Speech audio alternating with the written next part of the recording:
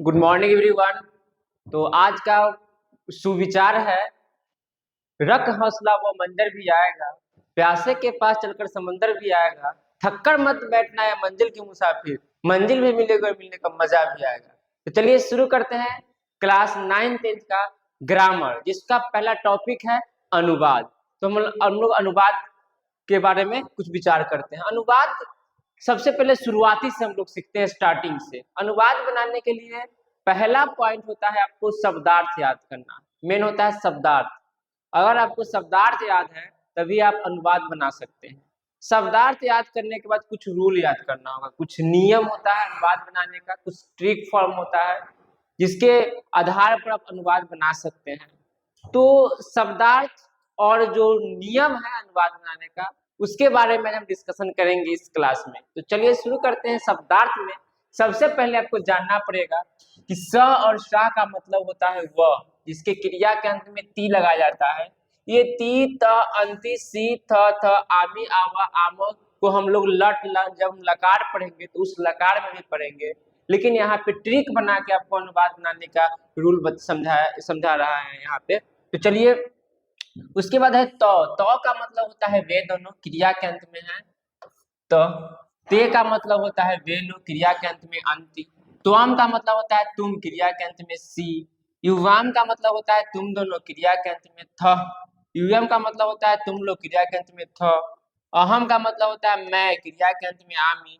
अवाम का मतलब होता है हम दोनों, क्रिया के अंत में आव। ये मेन है जो आपको याद रखना पड़ेगा अनुवाद बनाने के लिए। अगर ये याद हो जा रहा है, और ये जो है आपका ये कि किसके अंत में क्या लगाना है, ये मेन होता है कि वो किसके अंत में क्या लगाना होता है। अगर ये याद है तो आप आसानी से क्या कर सकते हैं, अनुवाद को बना सकते हैं। इसके बाद का प्रोसेस के बारे में हम लोग जानते हैं कि इसके बाद का क्या प्रोसेस है। ये हो गया, ये याद रखना है, इसको नोट कर सकते हैं। उसके बाद कुछ क्रिया के रूप में कुछ क्रिया को हमको जानना पड़ेगा। कुछ क्रिया क्या होते हैं? क्रिया का मतलब होता है वर्ब। तो चलिए कुछ वर्ब के बारे में जानते हैं, कुछ शब्दार्थ जानते हैं। ये है आपका वर्ब, देख रहे हैं क्रिया वर्ब। इसका पहचान होता है कि लास्ट में ना लगा होता है, उसको वर्ब कहते हैं। ऐसे कि पठ का मतलब होता है पढ़ना, लिख माने लिखना, वध माने बोलना, कृत माने खेलना, गम या गच का मतलब होता है जाना, अगच मतलब आना, खाद का मतलब होता है खाना, पश माने देखना, क्रीड माने खेलना, हश माने हंसना। उसके बाद कुछ शब्दार्थ भी यहाँ दिया हुआ है, आप शब्दार्थ भी देख सकते हैं। पुस्तकम का मतलब होता है किताब, ग्रामम माने गांव, अश्व माने घोड़ा, आम्रम माने आम, पत्रम माने पत्र, गृहम घर। तो इस तरह से शब्दार्थ देख सकते हैं, कुछ क्रिया देख सकते हैं जिसको वर्ब कहते हैं।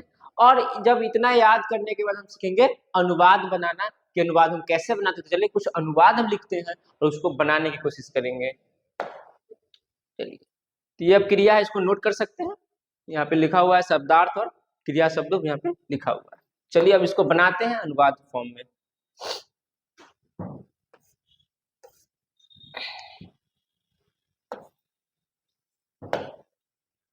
पहला अनुवाद हम लोग लेते हैं,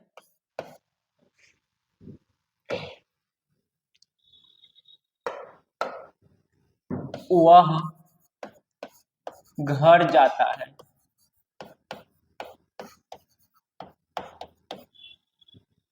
दूसरा बनाते हैं, तुम आम खाते हो।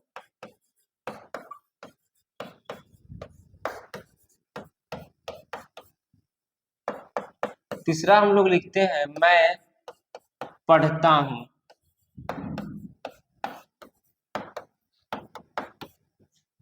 चार नंबर, वह आती है।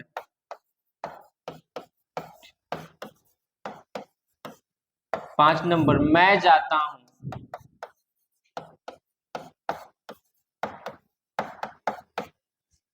ये हो गया आपका। अब इसको हम लोग संस्कृत में बनाएंगे। संस्कृत में कैसे बनेगा उसको देखेंगे हम लोग। इसको संस्कृत में बनाने की कोशिश करते हैं। संस्कृत में बनाने के लिए सबसे पहले हम लोग शब्दार्थ याद कर लिए हैं। शब्दार्थ उसमें जो लिखा हुआ है, वह का हम लोग याद किए स और सा, दो गो होता है। लेकिन यहाँ पे वह घट जाता है, लेकिन पुलिंग है तो हम स लगाएंगे, तो वह का हो जाएगा स।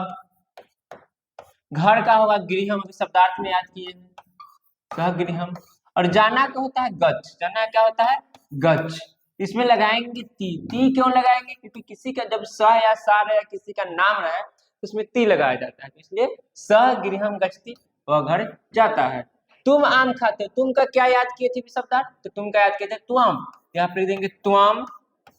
आम का होता है आम्रम, आम्रम, और खाना क्या होता है खाद, लेकिन इसके अंत में क्या लगाएंगे, तो तुम है तो सी लगाएंगे। अभी इससे पहले पढ़े थे कि तुम रहेगा तो क्या लगाना है, सी लगाना है, खादसी हो जाएगा। मैं पढ़ता हूं, मैं का होता है अहम, पढ़ना का होता है पठ, लेकिन यहाँ पे अहम है तो पठ के लास्ट में क्या लगाएंगे, आमी, तो हो जाएगा अहम पठामी। वह आती है, तो वह का लिखना है सा, क्योंकि स्त्रीलिंग है। आना क्या होता है आगच्छ, अभी याद किए हैं स या सा माने वह क्रिया के अंत में ती, तो यह क्रिया है तो इसके अंत में ती लगा देंगे। मैं जाता हूं, मैं का होता है अहम,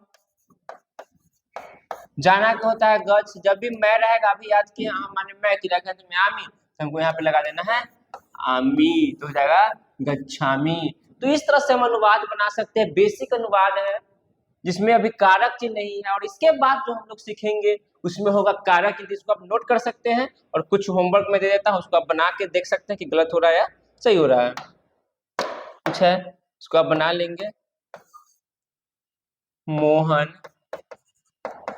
संस्कृत पढ़ता है, मोहन संस्कृत पढ़ता है, इसको बनाएंगे, इसको आप लोग बनाएंगे। राधा विद्यालय जाती है, राधा विद्यालय जाती है। ये हो गया बेसिक, इसमें कारक चिन्ह नहीं है। अब जो हम लोग देखेंगे उसमें कारक चिन्ह होगा।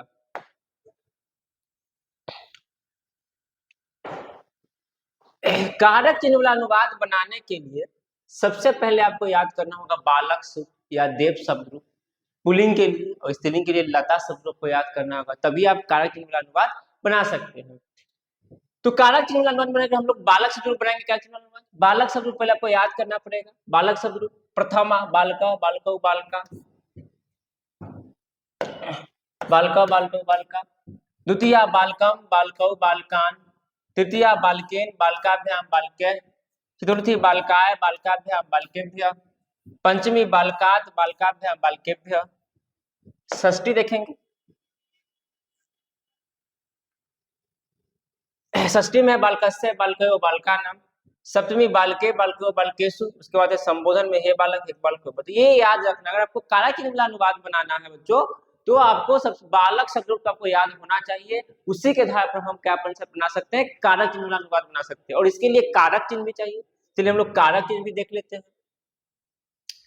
कारक चिन्ह लिखा हुआ है प्रथमा कर्ता ने, द्वितीय कर्म को, तृतीय करण से जुड़ाव, चतुर्थी संप्रदान को के लिए, पंचमी आपादान से अलगाव, षष्ठी संबंध काके की, और सप्तमी में अधिकरण में पर, और संबोधन है हे अहे अरे अजी। तो ये कारक चिन्ह बनाने का अनुवाद हो गया। तो आज हम सीखे हैं विदाउट कारक चिन्ह वाला, तो कल के क्लास में हम लोग सीखेंगे कि कारक चिन्ह के आधार पर अनुवाद कैसे बनाते हैं। तो चलिए कल के लिए जय हिंद।